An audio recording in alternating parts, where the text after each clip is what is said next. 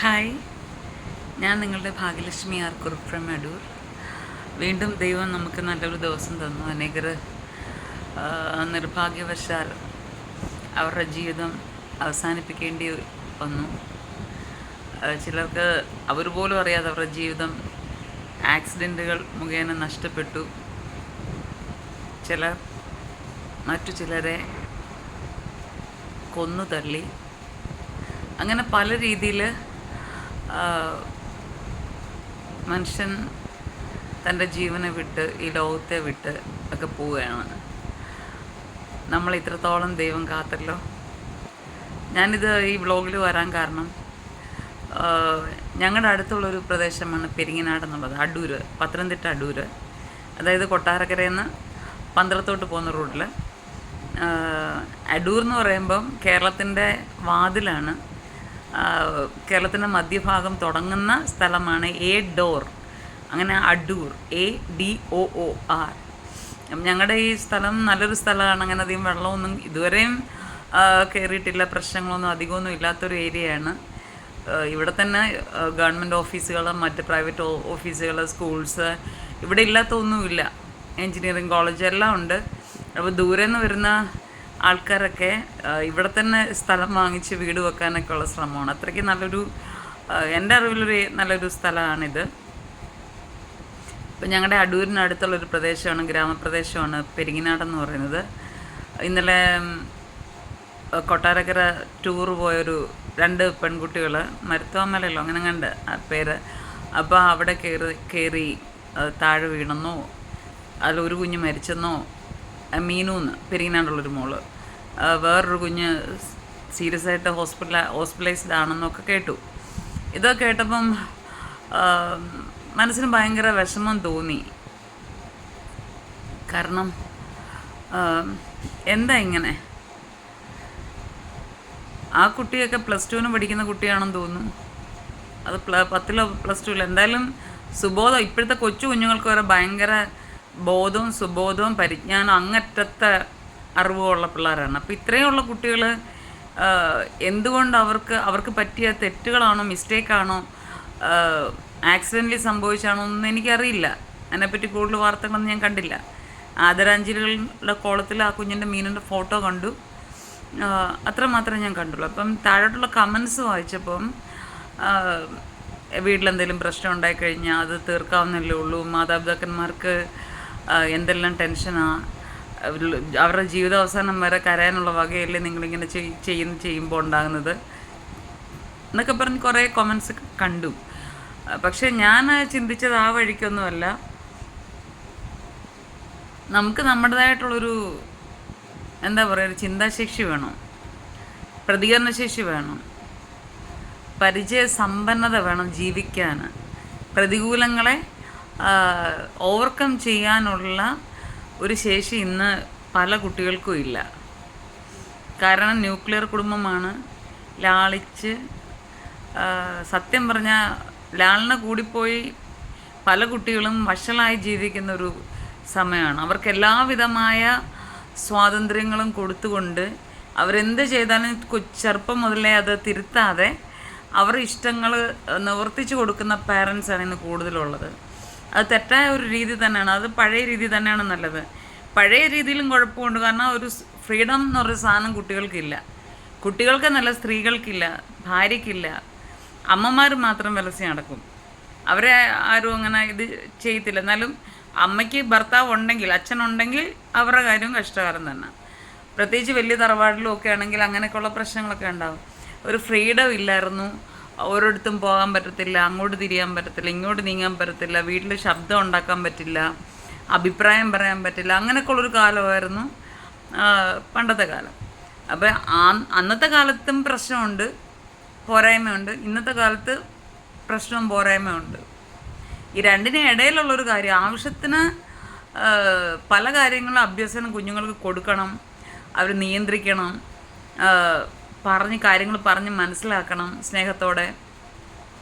തല്ലേണ്ടടുത്ത് മാന്യമായി തല്ലണം, അടിച്ചു കൊല്ലുകയല്ല. ചില വീടുകളിലൊക്കെ വിദ്യാഭ്യാസമുള്ള, ഞങ്ങളുടെ വീടിനടുത്തുള്ളൊരു വീടുണ്ട്, ഒരു ടീച്ചറാണ് അവർ. പക്ഷെ നല്ല വിദ്യാഭ്യാസമുള്ള ഒരു സ്ത്രീയാണ്. ഞാൻ അവിടുത്തെ കുഞ്ഞുങ്ങളെ ട്യൂഷനും പഠിപ്പിച്ചതാണ്. പക്ഷേ ആ കുട്ടികളെ പുള്ളിക്കാരി ബെൽറ്റ് ഇട്ടടിക്കുന്നത് ഞാൻ കണ്ടിട്ടുണ്ട്, ബെൽറ്റ് ഊരി. ഞാൻ പറഞ്ഞ അങ്ങനെ ചെയ്യാൻ പാടില്ല, ഒരിക്കലും നമ്മളങ്ങനെ ചെയ്യാൻ പാടില്ല. കുഞ്ഞുങ്ങൾ നമ്മുടെ കുഞ്ഞുങ്ങളാണ്. അവർക്ക് ആവശ്യത്തിന് നോവണം, കാര്യം പറഞ്ഞാൽ മനസ്സിലാക്കണം, അത്രത്തോളമേ ശിക്ഷ പാടുള്ളൂ.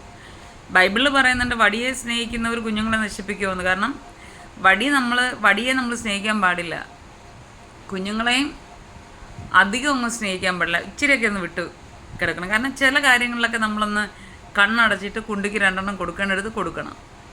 കൈയുടെ വെള്ളയിലടിക്കാം, കാലിൻ്റെ മുട്ടിന് താഴെ അടിക്കാം. ഇത് കണ്ടെടുത്ത് മൊത്തം കൈ കൊണ്ടടിക്കുക. കുഞ്ഞുങ്ങളെ ഒരിക്കലും കൈ കൊണ്ടൊന്നും അടിക്കാൻ പാടില്ല, ഒരിക്കലും ചെയ്യാൻ പാടില്ല. ഹിന്ദിക്കാരൊക്കെ ചെയ്യുന്നതുകൊണ്ട് പുറത്തിട്ടിങ്ങനെ എന്തുവാ ചെയ്യുന്നതെന്നറിയാമോ? ഒരു ബോധം ഒരു വിവരം ഇല്ലാത്ത ആൾക്കാരാണ് ഈ വടക്കേന്ത്യയിൽ കൂടുതലും കിടക്കുന്നത്. കുഞ്ഞുങ്ങളെ ശരിക്കും ഉപദ്രവിക്കും, വലിച്ചൊക്കെ എറിയും. അങ്ങനെയൊക്കെ ഉള്ളൊരു ഇപ്പം മലയാളികളും അങ്ങനെയൊക്കെ ചെയ്യാറുണ്ട്. അതൊന്നും ചെയ്യാൻ പാടില്ല. നല്ലൊരു പേരൻ്റ് അങ്ങനെ ഒരിക്കലും ചെയ്യില്ല, നല്ല മനുഷ്യർ അങ്ങനെ ഒരിക്കലും ചെയ്യില്ല. കുഞ്ഞുങ്ങൾ നമ്മുടെ സ്വന്തം ശരീരമാണ്. അപ്പോൾ അവരെ കാര്യങ്ങൾ പറഞ്ഞ് മനസ്സിലാക്കണം. എല്ലാ ഫ്രീഡവും കൊടുക്കരുത്, ഇല്ലായ്മ അറിയിച്ച് വളർത്തണം. നമ്മുടെ വീട്ടിലെ വരുമാനം എന്താണെന്ന് അവരും അറിയണം, എത്ര ചിലവുണ്ടെന്ന് കുഞ്ഞിന് മുതലേ അറിയണം. കാരണം ഇപ്പോഴത്തെ കുഞ്ഞുങ്ങൾക്കൊക്കെ നല്ല ബുദ്ധിയാണ്. അപ്പോൾ ഇന്നലെ ഞാൻ നെറ്റിലൊരു ഇത് കണ്ടു. കുഞ്ഞിനോട്, ഒരു മോളാണ്, കുഞ്ഞിനോട് പറയാ, നമ്മൾ സൂപ്പർ മാർക്കറ്റിൽ പോവുകയാണ്, അവിടെ ചെല്ലുമ്പോൾ നീ സാധനങ്ങൾ വാങ്ങരുത്. ഇല്ല, ഞാൻ വാങ്ങത്തില്ല എന്നും പറഞ്ഞ് പോയി. കാറിൽ നിന്ന് ഇറങ്ങാൻ നേരത്ത് അമ്മ പറഞ്ഞു അങ്ങനെ വാങ്ങരുത്. കൊച്ചാണ്, ഇല്ല ഞാൻ വാങ്ങത്തില്ല. പക്ഷേ സൂപ്പർ മാർക്കറ്റിലോട്ട് ചെന്ന് കയറിയപ്പം അവൾക്ക് വേണ്ടാത്തതായിട്ടൊന്നുമില്ല, വലിഞ്ഞങ്ങ് കയറുക. സത്യം പറഞ്ഞാൽ ഞാനത് കണ്ട് ഒത്തിരി ചിന്തിക്കുകയും ചെയ്തു. അപ്പോൾ കുട്ടികളുടെ ഒരു ചെറിയ പ്രായമുണ്ട്, അവർക്ക് കാണുന്നതും കേൾക്കുന്നതൊക്കെ വേണ്ടി ഒരു സമയമുണ്ട്. എന്നാലും നമ്മൾ ചില കാര്യങ്ങൾ പറഞ്ഞ് മനസ്സിലാക്കണം, അത് കൊള്ളത്തില്ല, അല്ല ഇത് നല്ലതാണ്, ഓക്കെ. എന്നാലും അവരുടെ മനസ്സിനെ വേദനിപ്പിക്കാത്ത തരത്തിൽ അവർക്ക് വേണ്ടുന്നതൊക്കെ ചെയ്തു കൊടുക്കുക, വേണ്ടാത്തതൊക്കെ വാങ്ങിക്കൊടുക്കാതിരിക്കുക. കുഞ്ഞുങ്ങൾ ഷാഠ്യം മേടിക്കുമ്പോഴെല്ലാം വാങ്ങിച്ചു കൊടുത്ത് പഠിപ്പിക്കരുത്. എന്നാൽ ആവശ്യമുള്ളതൊക്കെ കുഞ്ഞുങ്ങൾക്ക് വാങ്ങിക്കൊടുക്കുകയും വേണം. അവർക്ക് ആവശ്യമുള്ള ഫ്രീഡം കൊടുക്കണം, അവർക്ക് ആവശ്യമുള്ള സ്നേഹം കൊടുക്കണം, ഒക്കെ ചെയ്യണം. ഈ ആവശ്യത്തിൽ കൂടുതൽ സ്നേഹം കൊടുത്താൽ പറ്റെന്താ? വേണ്ട, ഇപ്പം തൂങ്ങിച്ചത്തു, വിഷം ഒടിച്ച് മരിക്കുന്നു, കണ്ടവന്മാരോട് ഇറങ്ങിപ്പോയി, അല്ല കണ്ടവളന്മാരും പിടിച്ചുകൊണ്ട് ഇറങ്ങിപ്പോയി. അപ്പോൾ ഇത്രത്തോളം വളർത്തി വലുതാക്കി വന്നു. ഒരു നിമിഷം ഇങ്ങനൊരു ഇൻസിഡൻറ്റ് സംഭവിച്ചാൽ നമ്മൾ പിടിച്ചിരിക്കണമെങ്കിൽ കുറച്ചെങ്കിലും നമ്മൾ മക്കളെ ആയാലും കുറച്ച് നമ്മുടെ അതിനുള്ള ലിമിറ്റിലേ നമ്മൾ സ്നേഹിക്കാവൂ. അപ്പോൾ ചോദിക്കും, നിനക്ക് മക്കളില്ലാത്തതുകൊണ്ടല്ലയോ എന്ന്. ശരിയാ, എൻ്റെ വയറ്റിൽ കുഞ്ഞുങ്ങളുണ്ടായിട്ടുണ്ട്, പക്ഷേ പ്രസവിക്കാനുള്ള ഭാഗ്യം കിട്ടിയിട്ടില്ല. പക്ഷേ എനിക്ക് ഇന്ന് 6 കുഞ്ഞുങ്ങളെ കണ്ടാൽ കുശുമ്പ് തോന്നിയിട്ടില്ല. എൻ്റെ കുഞ്ഞുങ്ങളായിട്ട് ഞാൻ കരുതാറുള്ളൂ. എനിക്ക് കുട്ടികളെ ഭയങ്കര ഇഷ്ടമാണ്. അപ്പോൾ ഞാൻ പറഞ്ഞു വന്നത്, ഇങ്ങനെയുള്ള മരണങ്ങൾ, ഇപ്പം വണ്ടി ഇടിച്ചു മരിക്കുന്നു, അതൊക്കെ നമ്മൾ ചിന്തിക്കുന്നതിനൊക്കെ അപ്പുറമാണ്. നമ്മൾ രാവിലെ ഒരുങ്ങി പോകുന്നല്ലേ, കുഞ്ഞുങ്ങളെ സ്കൂളിൽ വിടുന്നല്ലേ, നമ്മൾ തന്നെ പോകുന്നു. അപ്പോൾ എന്താ പറയുക, അത് ദൈവത്തിൻ്റെ വിധിയായിട്ടേ നമുക്ക് കണക്കിടാൻ പറ്റത്തുള്ളൂ. പിന്നെ സ്പീഡിൽ ബൈക്ക് ഓടിച്ച് പോയിട്ട് ആക്സിഡൻറ്റ് ഉണ്ടായത് അത് അവരുടെ അഹങ്കാരം എന്നേ പറയാൻ പറ്റുള്ളൂ. ഒരിക്കലും ദൈവത്തെ കുറ്റം പറയാൻ പറ്റത്തില്ല, അത് വിധിയല്ല. അത് നമ്മൾ ചോദിച്ച് വാങ്ങിയ മരണമാണ്, വിധിയാണ്. അപ്പോൾ അങ്ങനെയൊക്കെയുള്ള അഹങ്കാരം, നമ്മുടെ ശ്രദ്ധയില്ലായ്മ, നമ്മുടെ അഹങ്കാരം, നമ്മുടെ അഹംഭാവം, നമ്മുടെ ആർത്തിയല്ല, നമ്മുടെ അത്യാർത്തി, ഇങ്ങനെയൊക്കെ ഉള്ള കാര്യങ്ങൾ കൊണ്ട് നമുക്ക് എന്തെങ്കിലും ആപത്ത് വന്നാൽ ഒരിക്കലും അത് ദൈവത്തെ കുറ്റം പറഞ്ഞിട്ട് കാര്യമില്ല, അത് നമ്മുടെ കുറ്റമാണ്. എല്ലാവരും എന്ത് വന്നാലും പറയും, അത് ദൈവം അല്ലയോ, ദൈവം എന്ന് പറഞ്ഞ ഒരാളില്ല, ദൈവം അങ്ങനെയാണ് ഇങ്ങനെയാണ്, ദൈവം അങ്ങനെ ചെയ്തില്ലേ, ദൈവത്തിന് എന്താ വേറെ പണിയില്ലേ? ദൈവം നമുക്കെല്ലാം നല്ലതായിട്ട് തന്നു. നമ്മൾ കൈകാര്യം ചെയ്യുന്ന രീതികൾ പലപ്പോഴും തെറ്റാണ്, ചിന്താരീതികൾ തെറ്റാണ്, നമ്മുടെ പ്രവൃത്തികൾ തെറ്റാണ്, നമ്മുടെ ഊഹാപോഹങ്ങളൊക്കെ നമ്മളെ കൊണ്ട് കുഴി ചാടിക്കും. ഇതിനൊന്നും ദൈവത്തെ കുറ്റം പറഞ്ഞിട്ട് കാര്യമില്ല. ഈ കൊച്ചു കുഞ്ഞുങ്ങളെല്ലാം ചിലർക്ക് അത്ര കുറച്ച് നാളത്തെ ജീവിതമേ കാണും. ചിലരിങ്ങനെ കർമ്മയെക്കുറിച്ചൊക്കെ പറയാറുണ്ട്, പഴയകാല ജീവിതമുണ്ട്, അപ്പോൾ അതിൻ്റെ ബാലൻസ് ജീവിക്കാൻ വന്നതാണ് എന്നൊക്കെ പറയും. അതൊന്നും ഞാൻ വിശ്വസിക്കുന്നില്ല. ഞാൻ പറയുകയാണ്, നമ്മൾ ചിന്തിച്ച് നോക്കുമ്പോൾ കൊച്ചു കുഞ്ഞുങ്ങൾ പെട്ടെന്ന് മരിക്കുന്നു, അസുഖം വരുന്നു, അല്ലെങ്കിൽ എന്തെങ്കിലും അപകടം വന്ന് മരിക്കുന്നു, പ്രായമുള്ളവർ ഇപ്പോഴും ജീവിച്ചിരിക്കുന്നു. ഇതൊക്കെ നമ്മുടെ കയ്യിലുള്ള കാര്യമല്ല, ദൈവത്തിൻ്റെ കയ്യിലുള്ള കാര്യമാണ് അതൊക്കെയാണ്. ഇപ്പം നമ്മൾ അറിഞ്ഞുകൊണ്ട് ഒരാപത്തും വലിച്ചു വെക്കരുത്. ഞാൻ തന്നെ എൻ്റെ ജീവിതത്തിൽ ഒരുപാട് പ്രശ്നങ്ങൾ, പ്രതിസന്ധികൾ, ജീവിക്കാൻ പറ്റാത്ത അവസ്ഥകൾ വന്നപ്പോഴൊക്കെ 7-8 പ്രാവശ്യത്തിൽ കൂടുതൽ സൂയിസൈഡ് അറ്റംപ്റ്റ് ചെയ്തൊരു വ്യക്തിയാണ് ഞാൻ. എനിക്കത് പറയുന്നതിൽ ഒരു നാണക്കേടുമില്ല. പക്ഷെ ഇപ്പോൾ ഞാൻ അതിനെതിരാണ്.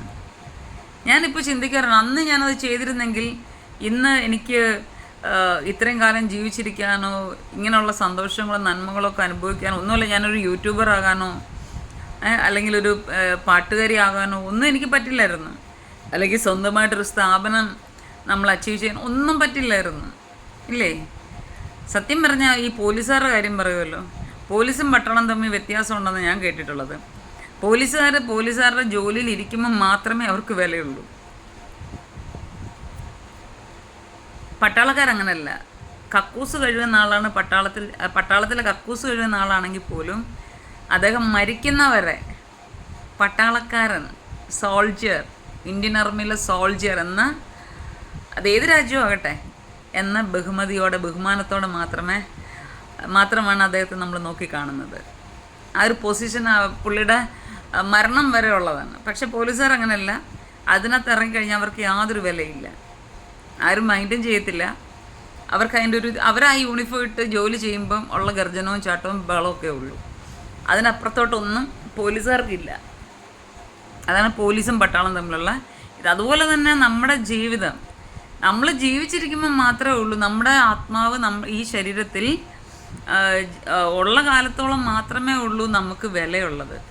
അല്ലെങ്കിൽ നമുക്ക് എന്തെങ്കിലുമൊക്കെ അച്ചീവ് ചെയ്യാൻ പറ്റുന്നത്, എന്തെങ്കിലും എത്തിപ്പിടിക്കാൻ പറ്റുന്നത്, സമ്പാദിക്കാൻ പറ്റുന്നത്, സന്തോഷിക്കാൻ പറ്റുന്നത്, അടിച്ചു പൊളിക്കാൻ പറ്റുന്നത്, എല്ലാം സ്നേഹിക്കാനും സ്നേഹിക്കപ്പെടാനും പ്രണയിക്കപ്പെടാനും ഒക്കെ പറ്റുന്നത് നമ്മൾ ഈ ശരീരത്തിൽ നമ്മുടെ ആത്മാവായ നമ്മൾ ഉള്ളപ്പോൾ മാത്രമാണ്. ഈ ആത്മാവായ നമ്മൾ ഈ ശരീരത്തിൽ നിന്ന് വിട്ടുപോയി കഴിഞ്ഞാൽ ഈ ശരീരത്തിന് യാതൊരു വിലയില്ല. എന്തായാലും ആത്മാവിനെ ആർക്കും കാണാൻ പറ്റില്ല. ആത്മാവ് ഇരിക്കുന്ന കൂട് അല്ലെങ്കിൽ വീടായി ശരീരം മാത്രമാണ് ആൾക്കാർ കാണുന്നത്. അപ്പോൾ നമ്മൾ ജീവിച്ചിരിക്കുമ്പോഴും അവർ ആത്മാവിനെ കാണുന്നില്ല, ജീവനുള്ള ശരീരം മാത്രമേ കാണുന്നുള്ളൂ. ആത്മാവ് പോയി കഴിയുമ്പോൾ ജീവനില്ലാത്ത ശരീരം, അതിനെക്കൊണ്ട് ഒരു യൂസും ഇല്ല, അതിനൊരു അഭിമാനമില്ല, ഒന്നുമില്ല.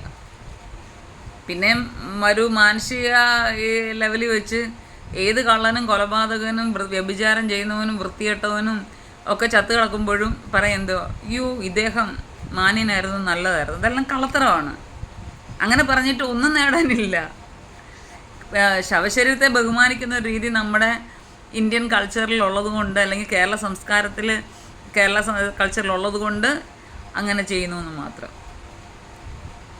യഹൂദന്മാരുടെ ഇടയിൽ ഞാൻ നെറ്റിൽ കണ്ടിട്ടുണ്ട്, ഒരാൾ മരിച്ചു കഴിഞ്ഞാൽ പിന്നെ പട്ടിയുടെ വില പോലും അവർ ആ ശവശരീരത്തിന് കൊടുക്കത്തില്ല. മറവ് ചെയ്യും ഒക്കെ, എന്നാൽ അതിൻ്റെ പുറകെ അവരങ്ങനെ പോകാറില്ല. നമ്മളൊക്കെ ജീവിച്ചിരിക്കുമ്പോൾ ആരെയും മൈൻഡ് ചെയ്യില്ല, ആരെ സ്നേഹിക്കില്ല. എത്രത്തോളം നമ്മൾ കുശുമ്പും കുന്നായ്മയും വിളിച്ച് പറയാമോ, എന്തെല്ലാം വൃത്തികേട് പറയാമോ, എന്തെല്ലാം വൃത്തികേട് ചെയ്യാമോ, എത്രമാത്രം ഉപദ്രവിക്കാമോ, ഇതെല്ലാം ചെയ്യാനേ നമ്മൾ ശ്രമിക്കാറുള്ളൂ. മരിച്ചു കഴിയുമ്പോൾ എങ്ങനെയാണോ ഈ ബഹുമാനം ഈ ശവത്തിന് ഈ കൊടുക്കുന്നതും കിട്ടും, ഈ ചീത്ത വിളിച്ചവരും അത് ചെയ്തവരും ഒന്നുമല്ല. അവരെ മരിച്ച ആൾക്ക് ഇച്ചിരി വെള്ളം പോലും കൊടുക്കാത്തവരൊക്കെ വന്ന് കണ്ണ് നിറഞ്ഞ് ഗദ്ഗതത്തോടെ പറയുന്ന പല കാര്യങ്ങളും കേട്ട് കഴിഞ്ഞാൽ സത്യം പറഞ്ഞാൽ ഞാൻ അവിടെ ചിരിക്കാറുണ്ട്, ചിരിച്ചിട്ടുണ്ട്. കാരണം ആ മരിച്ചിടക്കണ വ്യക്തിയെ നമുക്ക് നല്ലപോലെ അറിയാം. അതുകൊണ്ട് അപ്പോൾ നമ്മൾ പറയുന്നത്, ഞാൻ പറയാൻ ഉദ്ദേശിച്ചത്, കുഞ്ഞുങ്ങളെ വളർത്തുമ്പോൾ മാന്യമായിട്ട് വളർത്തണം. അവർക്ക് പിന്നെ അവരെ മറ്റുള്ളവരുടെ മുമ്പിൽ പരിഹസിക്കാനോ ഉപദ്രവിക്കാനോ ഒന്നും ചെയ്യരുത്. അവർ തെറ്റ് ചെയ്താൽ വഴക്ക് പറയണം. പബ്ലിക്കിൻ്റെ മുമ്പിൽ അല്ലെങ്കിൽ നമ്മുടെ വീട്ടിലൊരാൾ വന്നിരിക്കുമ്പോൾ അവരുടെ മുമ്പിൽ വെച്ച് അവരെ ശിക്ഷിക്കരുത്. പറഞ്ഞ് മനസ്സിലാക്കാം, മോനെ മക്കളെ അതങ്ങനെ ചെയ്യരുത് കേട്ടോ എന്ന് പറയാം. പക്ഷെ അവരുടെ മുമ്പിൽ വെച്ച് തല്ലുകയോ പിടിക്കുകയോ ഒന്നും ശപിക്കുകയോ ശകാരിക്കുകയോ ഒന്നും ചെയ്ത്. പ്രത്യേകിച്ച് ഈ നമ്മുടെ നാവാണ് നമ്മുടെ ജീവനും മരണവും കൊണ്ടുവരുന്നത് ബൈബിള് പറയുന്നുണ്ട്. അതുകൊണ്ട് നമ്മുടെ നാവ് കൊണ്ട് നമ്മുടെ കുഞ്ഞുങ്ങളെ ശപിക്കരുത്. ആ പലരെ ശാപമായിരിക്കും. ഞാൻ ചിന്തിക്കുക, പലരെ ശാപമായിരിക്കും ഈ കുഞ്ഞുങ്ങളുടെ മരണമായിട്ട് മാറുന്നത്. കാരണം കുഞ്ഞുങ്ങൾ അത്ര മെച്ചമൊന്നും ആയിരിക്കത്തില്ല. എന്നാൽ നമ്മൾ ശപിക്കരുത്, ശിക്ഷിക്കുക. പക്ഷേ നിൻ്റെ നാവ് കൊണ്ട് നിൻ്റെ കുഞ്ഞുങ്ങളെ ശപിക്കരുത്. ആരെയും കുഞ്ഞുങ്ങളെ ശപിക്കരുത്. എനിക്കൊരു സ്വഭാവമുണ്ട്. നേരത്തെ വലിയ കുഴപ്പമൊന്നുമില്ലായിരുന്നു. പ്രായം കൂടി വരുന്തോറുമായിരിക്കും എന്താ പറയുക, കുശുമ്പുണ്ട്, കുന്നായ്മയുണ്ട്, അസൂയുണ്ട്, കുറ്റം പറച്ചിലുണ്ട്. ഇതൊക്കെ ചെറുതായിട്ട് ഇങ്ങനെ കയറി വരുന്നുണ്ട്. അപ്പം സത്യം പറയാൻ നമ്മൾ കുറേ പേരെ സഹായിച്ചവർ അവരൊക്കെ നമ്മുടെ ഇപ്പം തന്നെ ഞാൻ അറ്റാക്കായിട്ട് വന്ന് ഇവിടെ ഇരിക്കുക, കഴിഞ്ഞ് ഇവിടെ വന്നിരിക്കുന്നു, ഒരു സൈഡ് സ്ട്രോക്കായി. 1-2 പേരല്ലാതെ ആരും തിരിഞ്ഞ് നോക്കിയിട്ടില്ല. അതിന് മെയിനൊരു കാര്യമുണ്ട്. എന്നെപ്പറ്റി ഈ വീട്ടിലുള്ളവർ തന്നെ അപ്പം തന്നെ നെഗറ്റീവ്സ് പറഞ്ഞ് നടക്കും. അവൾക്ക് ഭ്രാന്താണ്. എന്നെ ഇടയ്ക്ക് പിടിച്ച് മാനസിക രോഗാശുപത്രിയിലൊക്കെ കൊണ്ടിട്ടല്ലോ. അവിടെ നിന്നൊക്കെ ദൈവം എന്നെ രക്ഷിച്ചു. കാരണം ഒരു മാനസിക രോഗിക്ക് എന്തായാലും 10 വർഷം കൊണ്ട് ഒരു അഡ്വർടൈസിങ് നടത്താനൊന്നും പറ്റത്തില്ല ഒറ്റയ്ക്ക്. പത്രത്തിൻ്റെ ഒക്കെ വർക്ക് ചെയ്യണതാണ് ഞാൻ. വലിയ വർക്കുകളൊക്കെ ചെയ്യുന്നൊരു വ്യക്തിയാണ് ഞാനൊരു ഗ്രാഫിക് ഡിസൈനറാണ്. അപ്പോൾ ഇവരുടെ പരിപാടികളൊന്നും നടന്നില്ല. ഞാൻ പിന്നെ സോഷ്യൽ മീഡിയയിൽ ലൈവ് കൊടുത്തു. അതുപോലെ കാര്യങ്ങളൊക്കെ വിളിച്ചു പറഞ്ഞുകൊണ്ട് അവരെല്ലാം ഒതുങ്ങിയിരിക്കുക. ഞാൻ പറഞ്ഞു വന്നത്, എനിക്കിപ്പം അപ്പം ഇങ്ങനെയൊക്കെ ചെയ്യുമ്പോൾ നമുക്കൊരു ചിലരോട് മാനസികമായിട്ട് ചിലപ്പോൾ ഇനി എത്ര അഭിഷേകം ഉണ്ടെങ്കിലും എത്ര ദൈവത്തോട് കൂടുതൽ അടുത്ത് നിന്നാലും നമ്മൾ മനുഷ്യരാണ്, ജഡത്തിൽ ജീവിക്കുകയാണ്. അപ്പോൾ ജഡത്തിൻ്റെ കുറച്ച് സ്വഭാവങ്ങളുണ്ട്. എൻ്റെ കാര്യം തന്നെ പറയുമ്പോൾ പിന്നെ നിങ്ങൾക്ക് ആർക്കും പ്രശ്നങ്ങളില്ലല്ലോ. അപ്പോൾ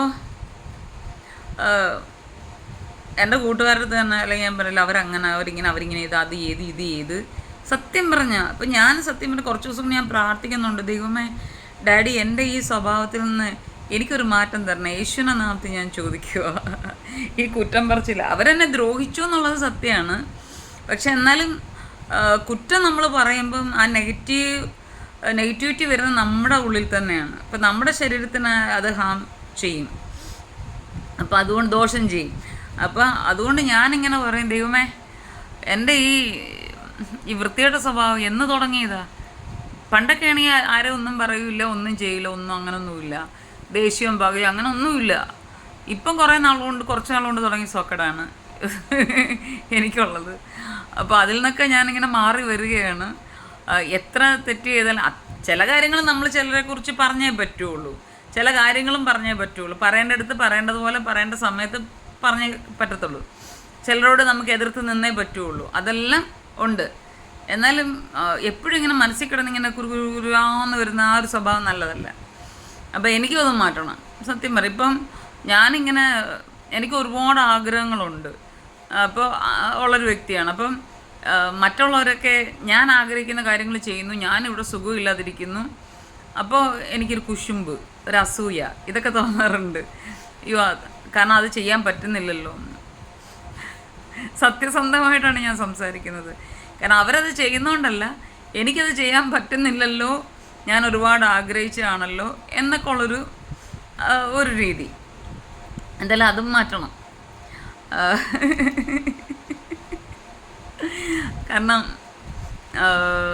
പിന്നെ അങ്ങ് ഭയങ്കര സത്യസന്ധതയായിരുന്നു എൻ്റെ ഒരു കുഴപ്പം.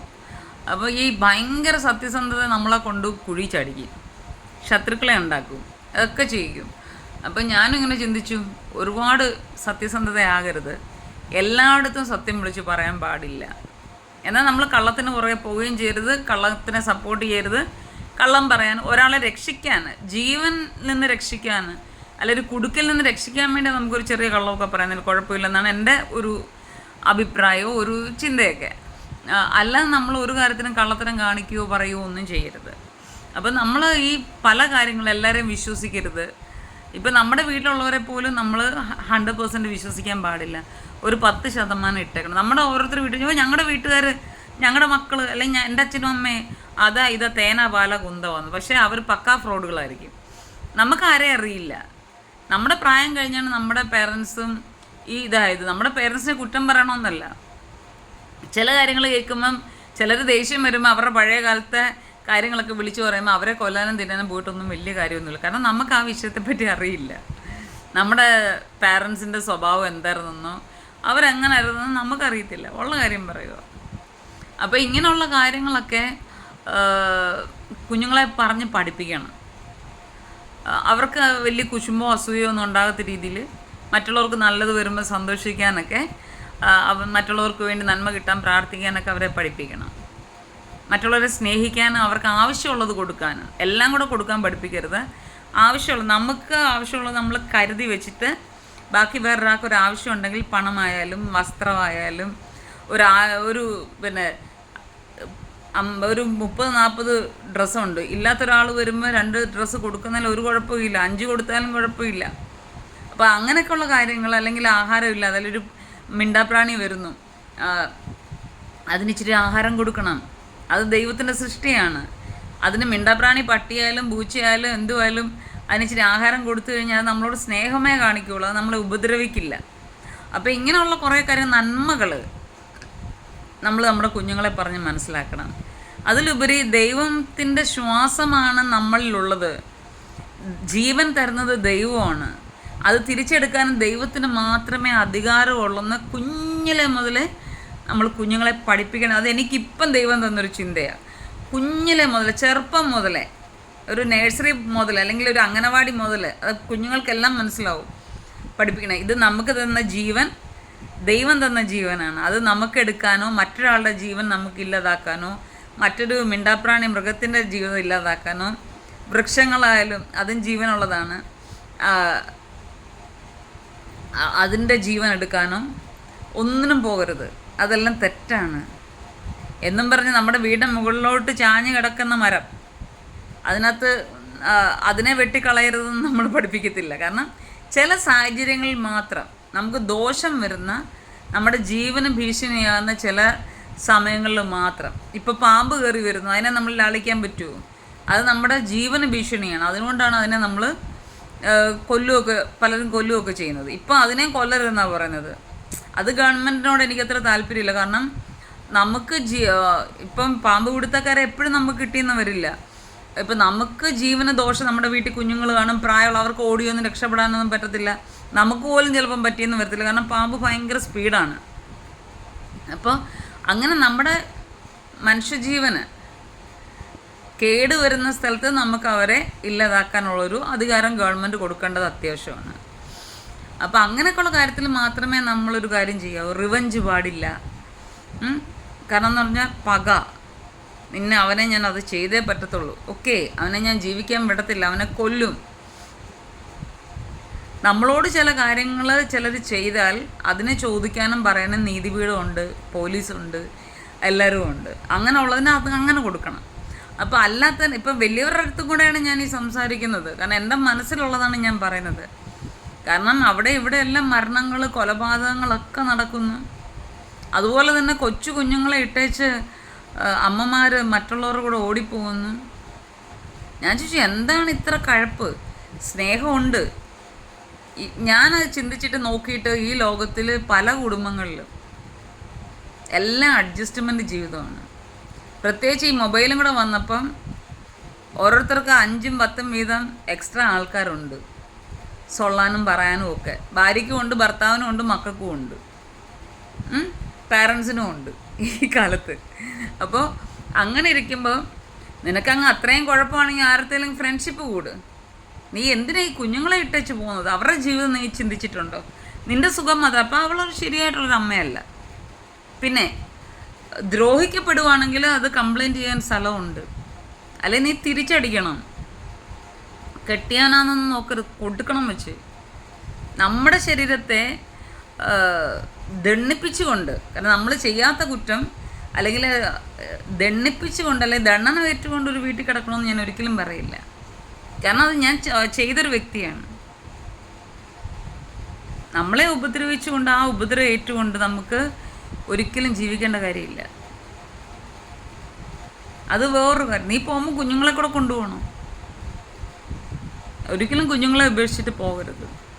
അത് മക്കളില്ലാത്ത ഞങ്ങളെപ്പോലെ ഉള്ളവർക്ക് മാത്രമേ ഉള്ളൂ മക്കളുടെ വില അറിയുന്നത്. അല്ല, ആ കുഞ്ഞുങ്ങളില്ലാതെ ആവണം. മക്കളുള്ളവർക്ക് ആ കുഞ്ഞുങ്ങളില്ലാതെ ആവണം. അവർക്ക് നഷ്ടപ്പെടണം, എങ്കിലേ അവർക്ക് ആ വേദന അറിയുള്ളൂ. നമ്മൾ കുട്ടികളെ വളർത്തുന്നതിൽ ഒരുപാട് കാര്യങ്ങൾ നമ്മൾ അവരോട് ഫ്രണ്ട്ലി ആയിരിക്കണം. ചില വീടുകളിൽ അച്ഛനോട് മിണ്ടാൻ പറ്റത്തില്ല. പണ്ടത്തെ കാര്യങ്ങളാണ്. ഇപ്പോഴും ചില വീടുകളിൽ അങ്ങനെയൊക്കെയാണ്. അച്ഛനോട് മിണ്ടാൻ പറ്റത്തില്ല, അച്ഛൻ്റെ അടുത്ത് പോകാൻ പറ്റത്തില്ല. അച്ഛനല്ലോ കമാൻഡിങ് ആൻഡ് ഓർഡർ, ഇത് മാത്രം. ചില വീട്ടിൽ ഭാര്യയ്ക്ക് ഭർത്താവിനോട് മിണ്ടാൻ പറ്റത്തില്ല. എന്തെല്ലാം അവരുടെ ലൈംഗിക ആവശ്യങ്ങൾ അവർക്ക് വേണമല്ലോ. ചിലർ അതിൽ പോലും, പല സ്ത്രീകളും പറഞ്ഞു കേട്ടു, അതിൽ പോലും ക്രൂരത കാണിക്കുന്നവർ, സ്നേഹം കാണിക്കാത്തവരൊക്കെ ഉണ്ട്. എന്തൊരു ജീവിതമാണ് ഈ മനുഷ്യർ ജീവിക്കുന്നത്. പരസ്പരം സ്നേഹിച്ചും സഹായിച്ചും സന്തോഷിച്ചും അതിലുപരി ദൈവത്തെ സ്തുതിച്ചും സ്നേഹിച്ചും ദൈവത്തെ അനുസരിച്ചും ഒക്കെ ജീവിക്കുന്ന നല്ലൊരു ജീവിതം ദൈവം നമ്മുടെ കയ്യിൽ വെച്ച് തരുമ്പോൾ അത് ഇല്ലാതാക്കുക എന്ന് പറയുന്നത് വെച്ചാൽ ഭയങ്കര വിഷമം പിടിച്ചൊരു കാര്യമാണ്. എൻ്റെ ജീവിതം അങ്ങനെ ഇല്ലാതായതാണ്. നാട്ടുകാർ പറയുന്നത് എന്താ, അവൾക്ക് ആണുങ്ങൾ തികയുന്നില്ല, എനിക്ക് തന്നെ നടക്കാൻ പോലും വയ്യ എന്നുള്ള കാര്യം എനിക്കേ അറിയുള്ളൂ. ഞാൻ ഒരുപാട് ദ്രോഹിക്കപ്പെട്ടവളാണ്, അപമാനിക്കപ്പെട്ടവളാണ്. ഇന്നും അപമാനത്തിൽ ജീവിക്കുന്നൊരു വ്യക്തിയാണ് ഞാൻ. എന്നെപ്പോലെ അനേക സ്ത്രീകളുണ്ട്. എനിക്ക് രേണുസുധിയെ ഭയങ്കര ഇഷ്ടമാണ്.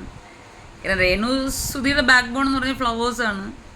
അങ്ങനെ ബോധമുള്ളവർ കുറച്ച് പേര് അവളുടെ പുറകിലുള്ളത് കൊണ്ടാണ് അവൾ ഇന്ന് കുഞ്ഞുങ്ങളെ കൊണ്ട് ആത്മഹത്യ ചെയ്യാതെ ഇന്ന് ജീവിക്കുന്നത്. അവൾ 34 വയസ്സേ ഉള്ളൂ, ജീവിച്ചു തുടങ്ങിയതേ ഉള്ളൂ. ഭർത്താവിനേക്കാളും 15 വയസ്സിന് ഇളയത്. ഭർത്താവിൻ്റെ ആദ്യ കുഞ്ഞിനെയും സ്വന്തം കുഞ്ഞിനെ പോലെ സ്നേഹിക്കുന്നവളവൾ, നെഞ്ചോട് ചേർത്ത് പിടിക്കുന്നവളവൾ.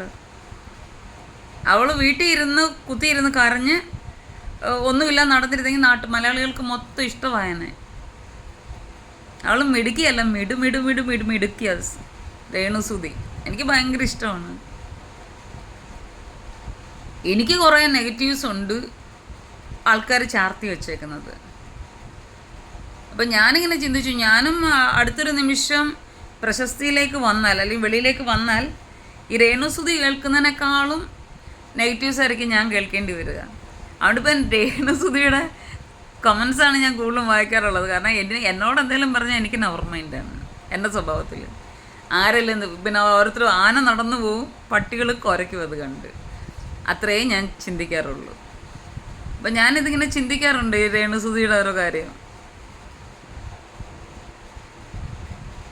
സത്യം പറഞ്ഞാൽ നമ്മൾ കുഞ്ഞുങ്ങളെ വളർത്തുന്നത് തന്നെയല്ല, നമ്മുടെ സ്വഭാവം എങ്ങനെയാണ്, നമ്മളുടെ സ്വഭാവം എങ്ങനെയാണ്. ഓരോരുത്തന്മാർ വന്നിരുന്ന് എഴുതിയിടുന്ന കമൻസ് കണ്ടു കഴിഞ്ഞാൽ എത്ര വെള്ളത്തിൽ കുളിച്ചാൽ പറ്റും. ഒരു പെൺകുട്ടി ഇന്ന് ഞാൻ നെറ്റിൽ കണ്ടാണ്, ഒരു പെൺകുട്ടി 2 വലിയ ഓണിയൻ സവാള എടുത്തിട്ട് അതിനകത്ത് എന്തോ രണ്ടും കൂടെ പിന്നെ ഒരുമിപ്പിച്ചിട്ട് ജോയിൻ ചെയ്തിട്ട് നമ്മുടെ USB കേബിൾ എടുത്ത് കുത്തി മൊബൈൽ ചാർജ് ചെയ്യുന്ന കാണിച്ചു. അപ്പോൾ കുത്തുന്നതിനും ചാർജ് ചെയ്യുന്നതിനൊക്കെ വേറെ കാര്യങ്ങളാണ് കമൻറ്റിൽ ഇട്ടേക്കുന്നത്. നീ എല്ലാ കാര്യവും ചെയ്യുന്ന അങ്ങനെയാണോ എന്ന്. ഛേ, ഇത്രയും അതമ്പതിച്ചു പോയി മലയാളികൾ. അവർക്ക് ആരോട് എന്ത് എങ്ങനെ എപ്രകാരം എവിടെ വെച്ച് എന്തൊക്കെ സംസാരിക്കണമെന്ന് ഒരു ബോധവുമില്ല. ബോധം ഉണ്ടെങ്കിൽ തന്നെ അഹങ്കാരം. ഞാൻ പറയും ആരെന്നെ തടുക്കും എന്നാണ് അവർ ചോദിക്കുന്നത്. അതാണും പെണ്ണും ഒരുപോലെ വർക്കത്തേട്ട കാര്യങ്ങൾ, സെക്സി ആയിട്ടുള്ള കാര്യങ്ങൾ, പച്ച മലയാളത്തിൽ പറഞ്ഞാൽ അളിഞ്ഞ വർത്താനം. നാണമില്ലേ? 100% സാക്ഷരതയുള്ള സ്ഥലം കേരളം. ഗോഡ്സ് ഓൺ കൺട്രി, ദൈവത്തിൻ്റെ സ്ഥലവാ.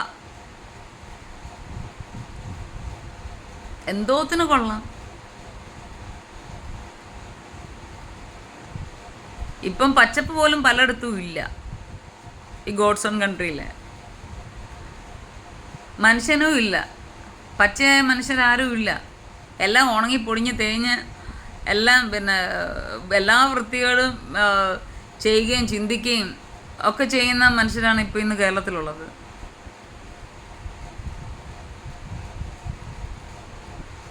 എല്ലാവരും ബംഗാളികളെ കുറ്റം പറയും. അവരിവിടെ അവരുടെ സ്വർഗമാണ് കേരളം. അവരൊക്കെ വന്ന് മാന്യമായിട്ടാണ് ജീവിച്ചിട്ട് പോകുന്നത്. പക്ഷെ മലയാളികൾ എപ്പോഴും ഇങ്ങനെ അവരുടെ വ്യക്തിത്വം കൂപ്പുകുത്തിക്കൊണ്ടിരിക്കുക.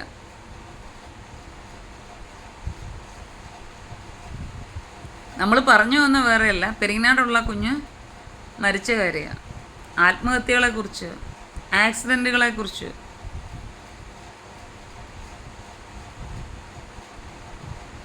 പിന്നെ നമ്മൾ കാലത്തിനനുസരിച്ച് മാറി. ഇപ്പോഴത്തെ കുട്ടികളുടെ മാനസിക നില, അവരുടെ പഠനങ്ങൾ, അവരുപയോഗിക്കുന്ന മൊബൈലിൽ കൂടെ ഈ ലോകം മൊത്തം അറിഞ്ഞുകൊണ്ടാണ് അവരിയ്ക്കുന്നത്.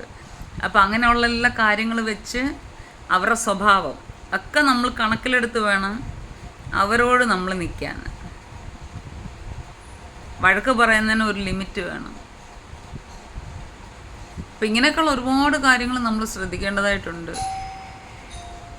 നമ്മുടെ മരണങ്ങൾ, കാര്യങ്ങൾ എല്ലാം നമ്മൾ ശ്രദ്ധിക്കേണ്ടതായിട്ടുണ്ട്. തൽക്കാലം ഞാൻ ഇവിടെ നിർത്തുകയാണ്. അപ്പൻ വന്നു, കോളിംഗ് ബെല്ലടിക്കുന്നുണ്ട്. അപ്പം വാതിൽ തുറന്നു കൊടുക്കണം.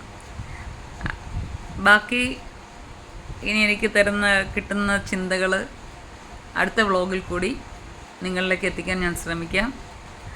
ഓക്കെ, എന്നെ സപ്പോർട്ട് ചെയ്യണം. കൂടുതലും ഞാൻ ആരോടും ഇങ്ങനെ അധികം ചാറ്റ് ചെയ്യാനോ സൊള്ളാനോ പോകാത്തതുകൊണ്ട് ആരും മിക്കവരും എനിക്ക് ലൈക്കൊന്നും തരുന്നില്ല, കുറവാണ്. അപ്പം എന്നെ മനസ്സിലാക്കുന്നവർ സപ്പോർട്ട് ചെയ്യുക. Bye bye. God bless you all. Thank you.